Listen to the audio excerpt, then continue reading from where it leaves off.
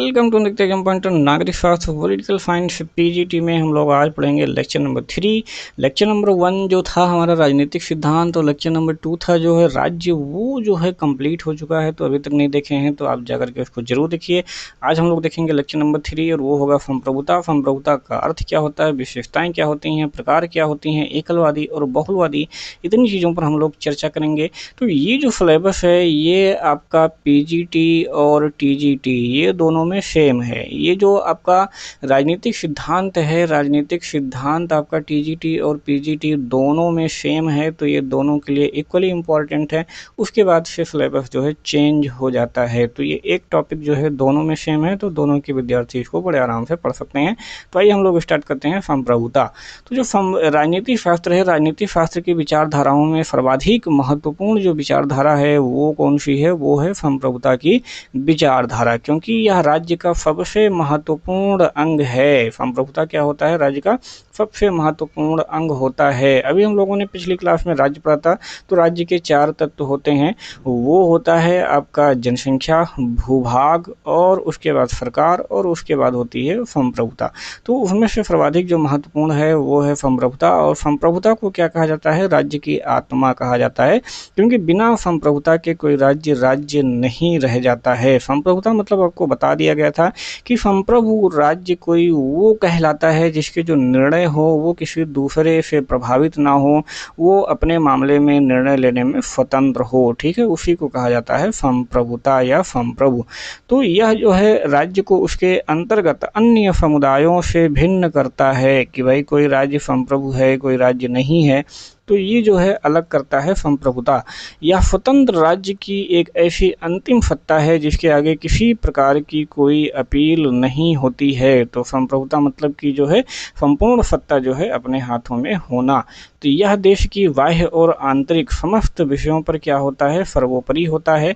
और संप्रभुता को क्या कहा जाता है, राज्य की आत्मा कहा जाता है, जो कि आपको पीछे मैंने बता दिया है। तो ये काफ़ी इम्पोर्टेंट है। अब हम लोग देखेंगे कि इसकी उत्पत्ति कैसे हुई। तो संप्रभुता जो शब्द है वो अंग्रेजी शब्द है सॉवरेंटी। सॉवरेंटी का जो है ये हिंदी रूपांतरण है।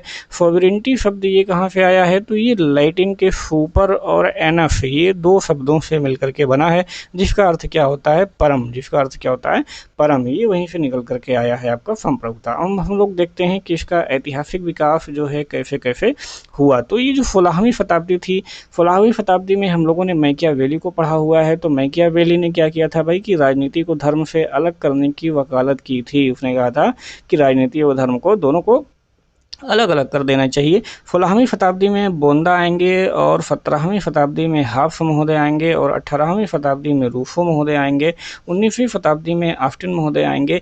इन्होंने भी इस सिद्धांत को क्या किया कि बहुत स्पष्ट रूप से प्रतिपादित किया। प्रायः जो है वो ऐसा माना जाता है कि ये जो सिद्धांत है संप्रभुता का, इसका उद्भव कब हुआ, तो ये 16वीं शताब्दी में हुआ। तो वेरी इंपॉर्टेंट, ये भी क्वेश्चन जो है आपके एग्जाम में पूछा जाता है कि इसका जो है उद्भव या उत्पत्ति किस शताब्दी में हुआ, तो ये 16वीं शताब्दी में हुआ था। संप्रभुता जो शब्द है इसका प्रयोग सर्वप्रथम किसने किया था, तो सर्वप्रथम इसका प्रयोग जो है बोंदा ने किया था।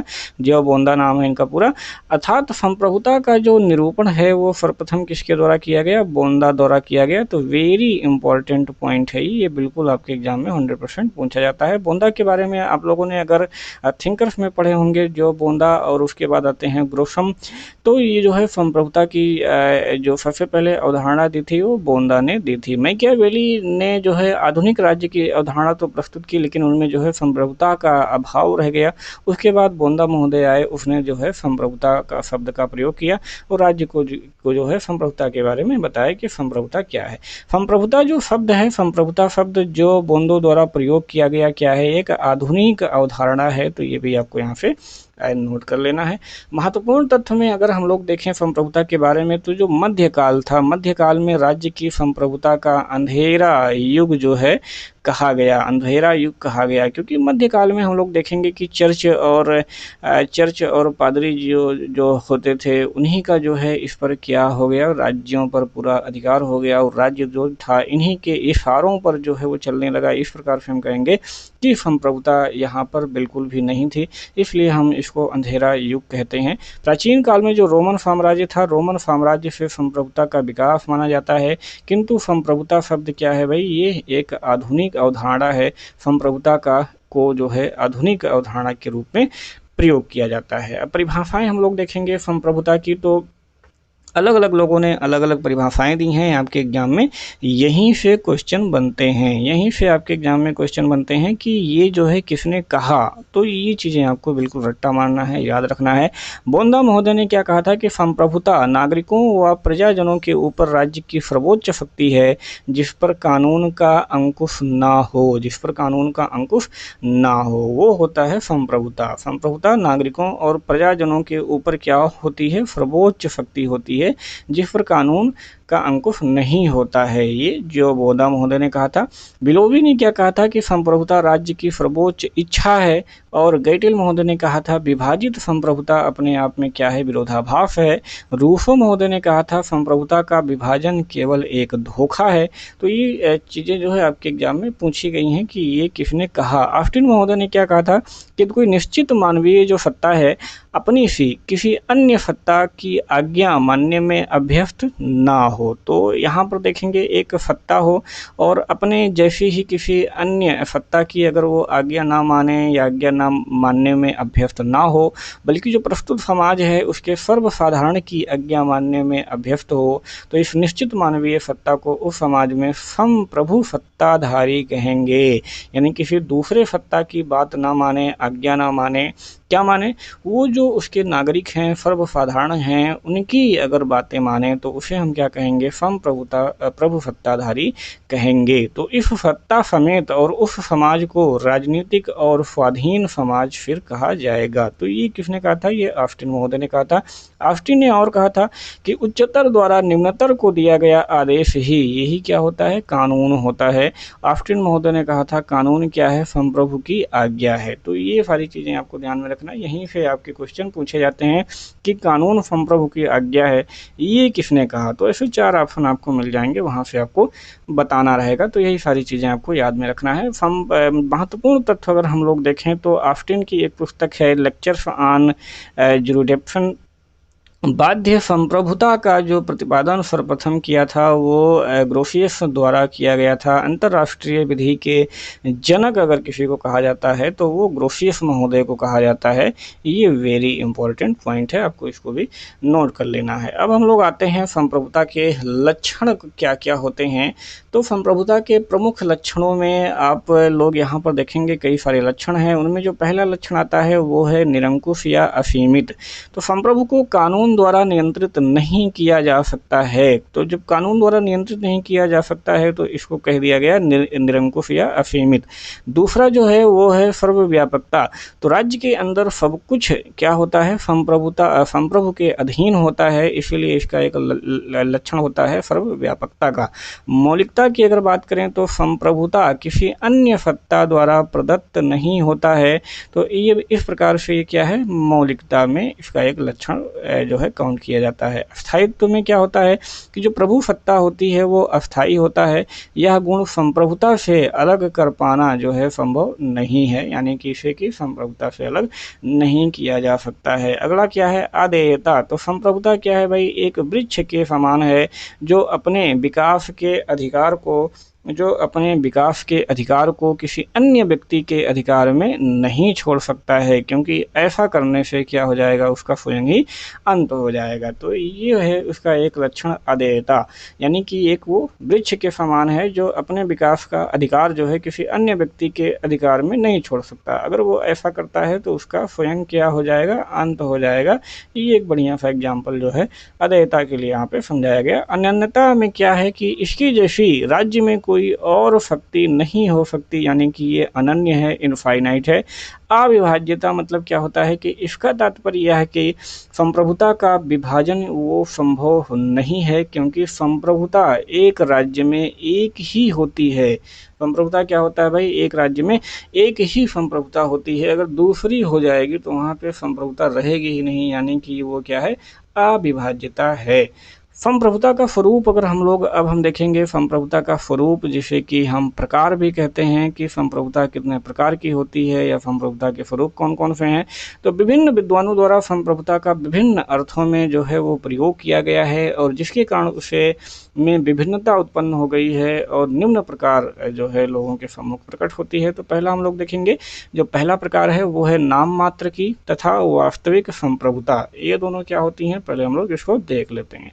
तो इस प्रकार की जो संप्रभुता है उसका प्रयोग राज्य या राजतंत्रीय शासन के लिए किया जाता है, जो कि किसी समय वास्तव में संप्रभु था किंतु अब वह संप्रभु नहीं है। तो ये चीज़ें आपको ध्यान में रखना है कि नाम मात्र और वास्तविक संप्रभुता क्या होती है।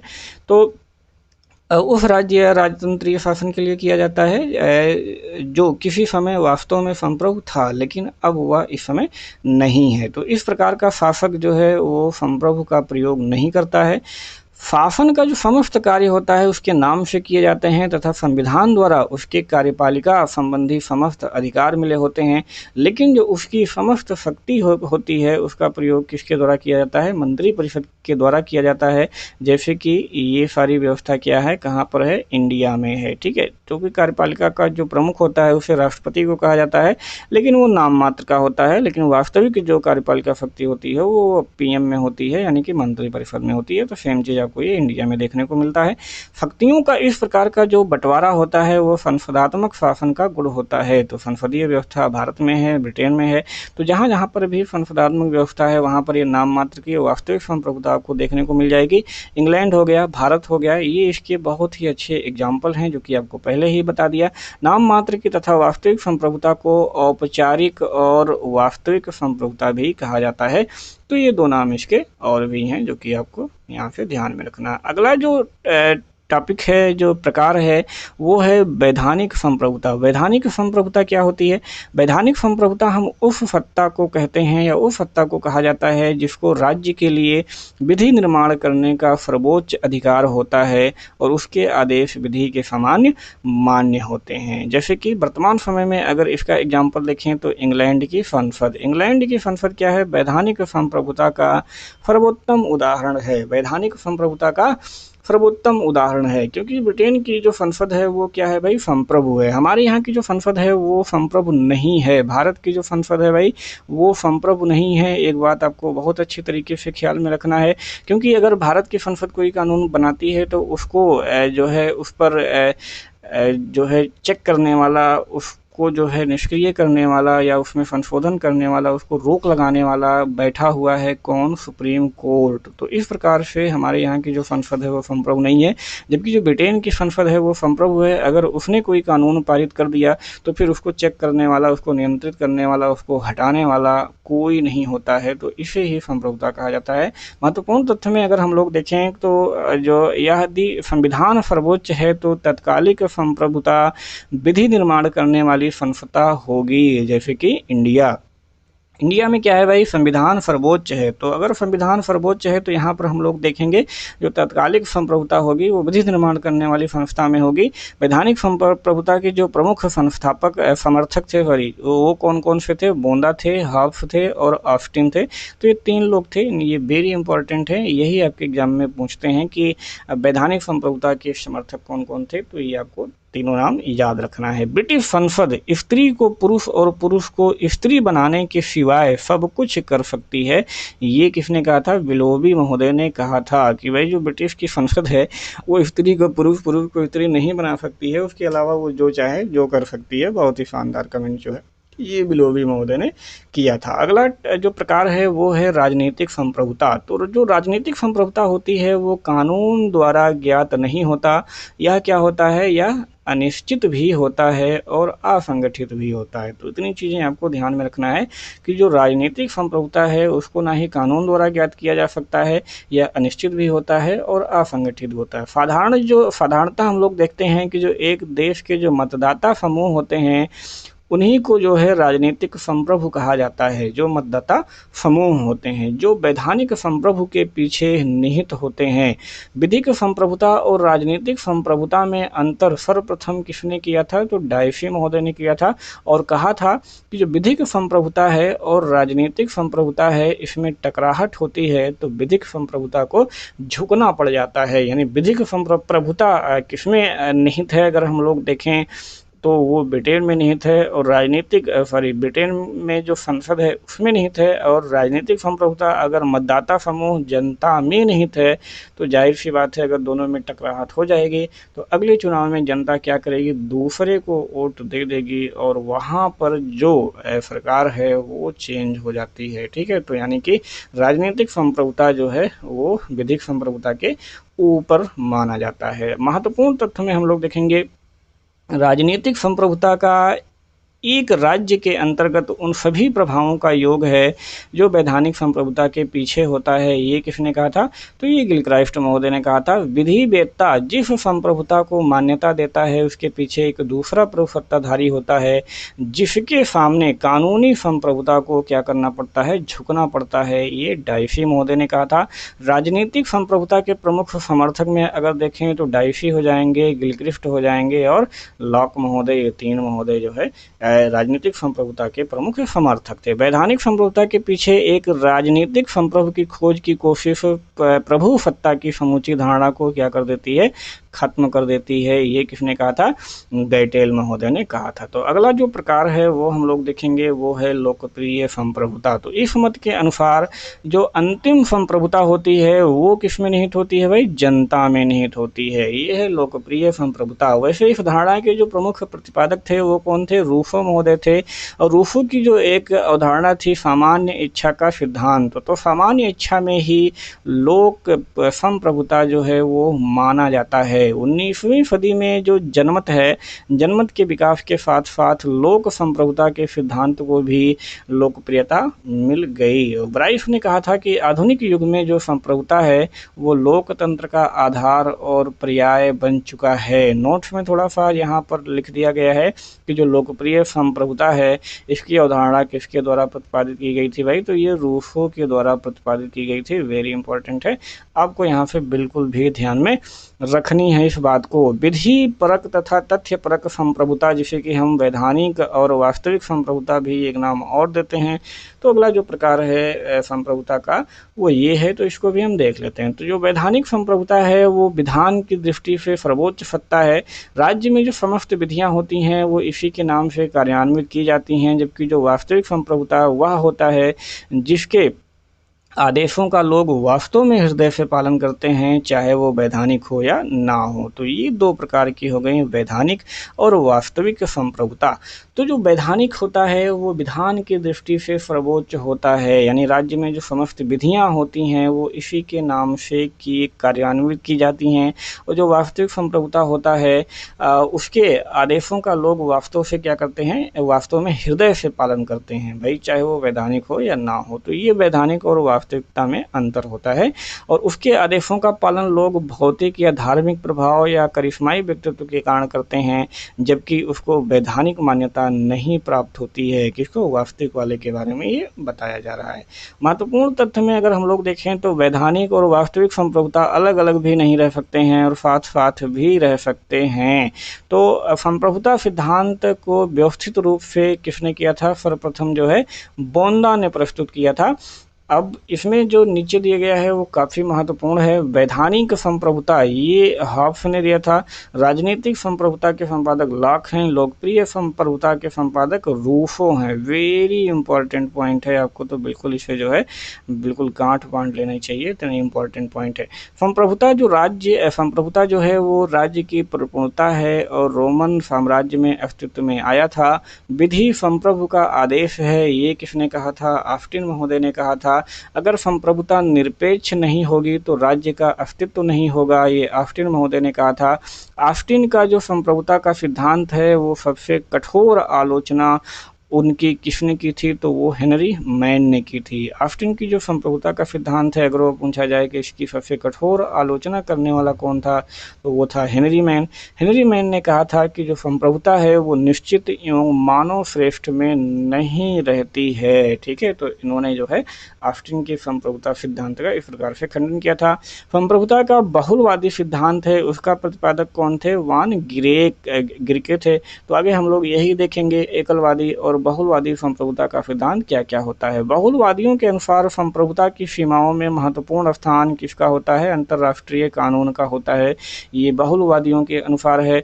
जबकि जो एकलवादी सिद्धांत है उसके अनुसार ये क्या कहा जाता है कि जो संप्रभुता है, संप्रभुता को अविभाज्य और एक में मानता है। ठीक है, तो जो संप्रभुता का बहुलवादी सिद्धांत है वो संप्रभुता की सीमाओं में महत्वपूर्ण स्थान किसको मानते हैं, अंतर्राष्ट्रीय कानून को मानते हैं, या अंतर्राष्ट्रीय कानून का होता है।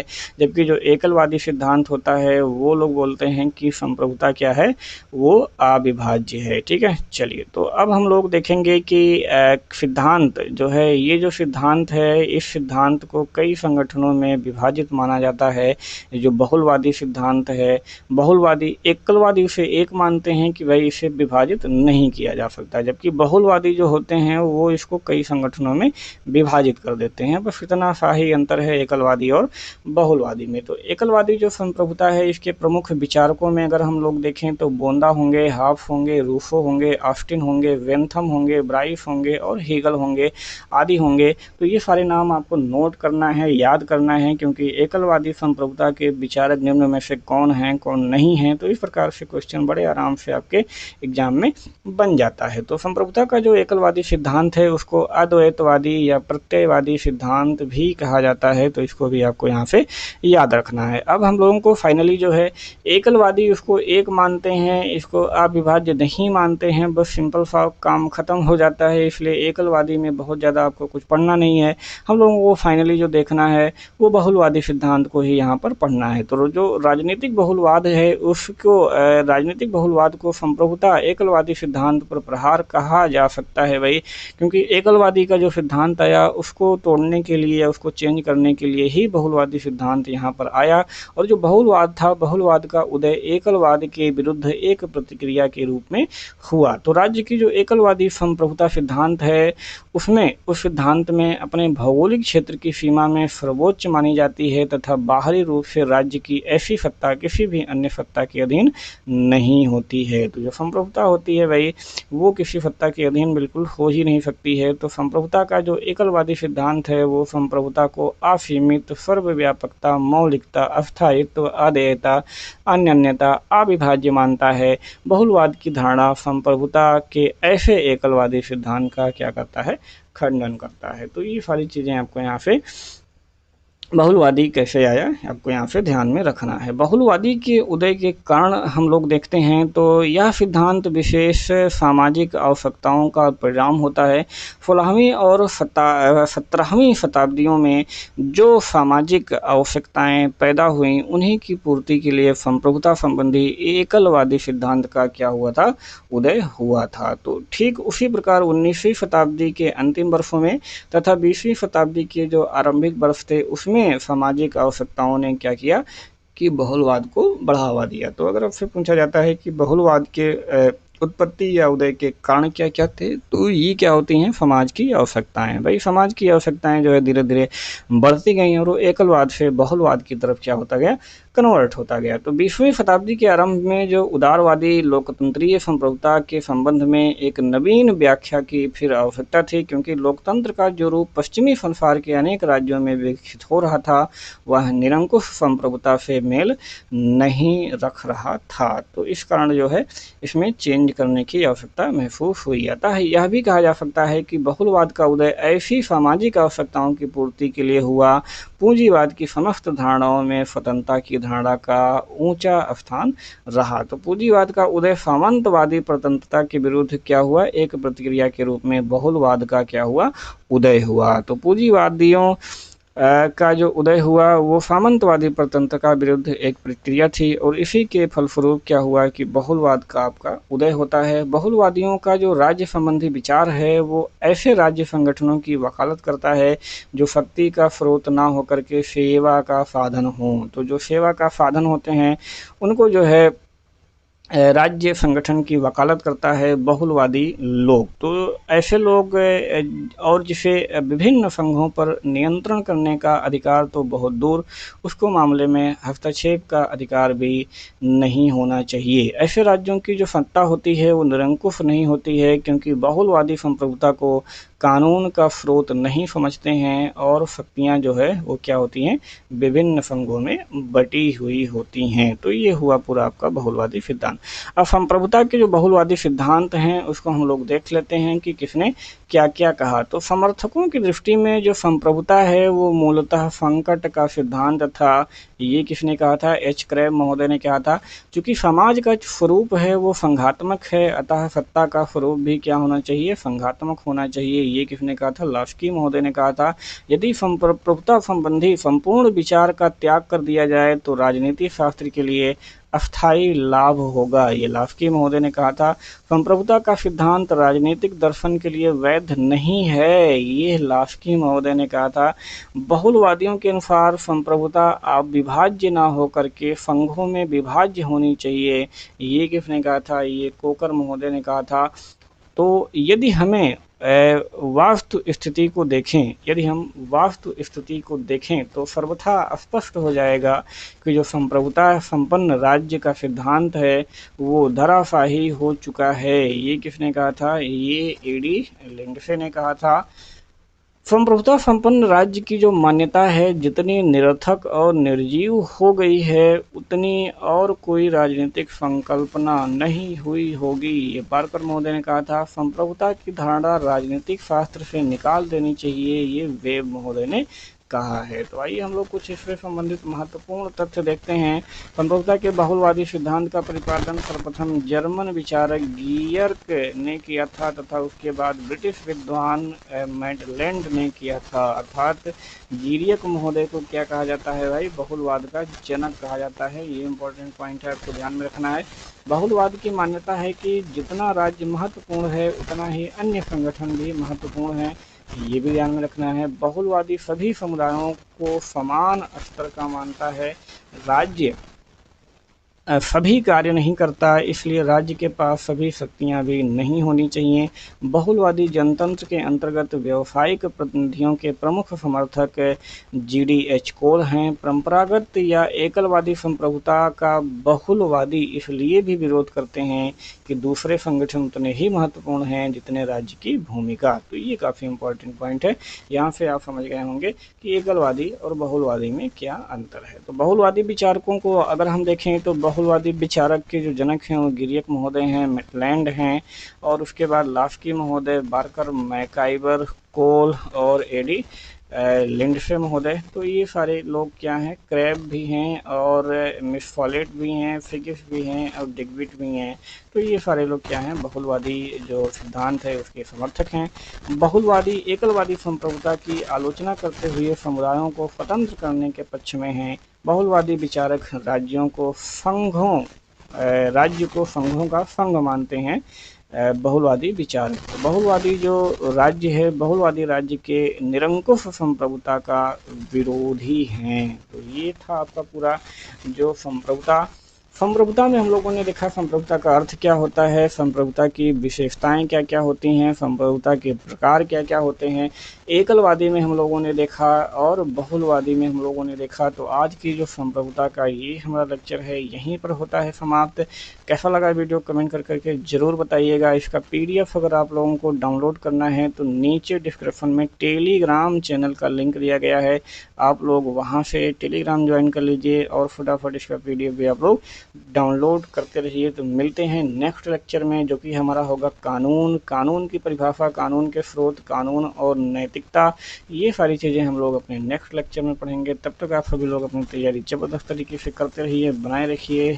मिलते हैं नेक्स्ट वीडियो में, तब तक के लिए जय हिंद, जय भारत।